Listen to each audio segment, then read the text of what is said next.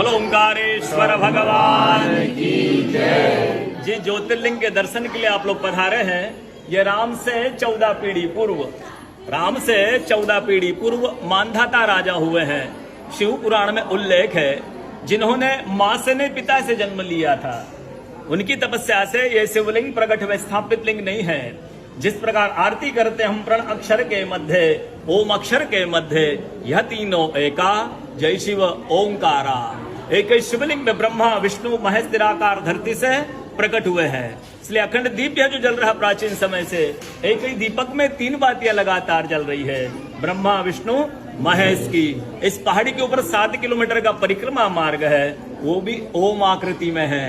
जो पर्वत हम प्रभु के दर्शनों के लिए खड़े हैं, ये पर्वत स्वयं शिवलिंग की आकृति में है। चारों तरफ नर्मदा मैया जलहरी बनकर बह रही है।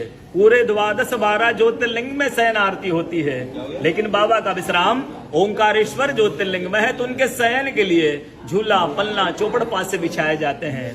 बाबा यहाँ विश्राम करके 3 बजे रात उठ करके महाकालेश्वर जाएंगे, वहां स्नान करेंगे। इसलिए वहां का भस्म आरती प्रसिद्ध है, यहाँ का शयन आरती प्रसिद्ध है। शिव पुराण में भी कथा आती है। महिलाएं 16 सोमवार व्रत करती है, उसमें भी कथा आती है। क्या कथा आती है? प्रतिदिन भोलेनाथ आते हैं, माँ के साथ विश्राम करके सुबह ब्रह्म मुहूर्त में उठकर चले जाते हैं। एक दिन जब भोले बाबा माँ के साथ पधारते हैं तो माँ पुजारी से पूछती, पुजारी हमें विश्राम के लिए जा रहे हैं, ये चौपड़ पासे में किन की जीत होगी? पुजारी बोलते कि आज ही भोले बाबा जीतेंगे। ऐसा बोलकर पुजारी घर चले जाते हैं। भोले बाबा माँ विश्राम के लिए चले जाते हैं। सुबह ब्रह्म मुहूर्त में जैसे ही भोले बाबा माँ बाहर निकलते हैं, पुजारी द्वार पर रहते हैं। तो माँ पुजारी से पूछती, पुजारी कल मैंने आपसे पूछा था हमें विश्राम के लिए जा रहे, चौपड़ पासे में किन की जीत होगी? आपने कहा भोले बाबा जीतेंगे। भोले बाबा नहीं, मैं जीती हूँ। माँ ऐसा बोल करके उनको श्राप दे के चली जाती है। उनके तुरंत पश्चात अप्सराएं शिवलिंग पे जल चढ़ाने आती। तो अप्सराएं पुजारी से पूछती, पुजारी अस्वस्थ क्यों हो गए? आप तो ठीक थे। फिर पुजारी बताते हैं प्रतिदिन भोले बाबा माँ के साथ विश्राम करके चले जाते थे।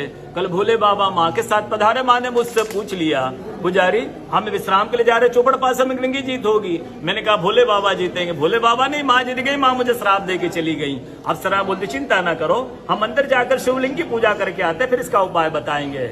अप्सराएं अंदर जाकर के शिवलिंग की पूजा करके बाहर आकर बोलती, पुजारी आप 16 सोमवार व्रत कीजिएगा, व्रत करते स्वस्थ हो जाएंगे, व्रत करते ठीक हो जाएंगे।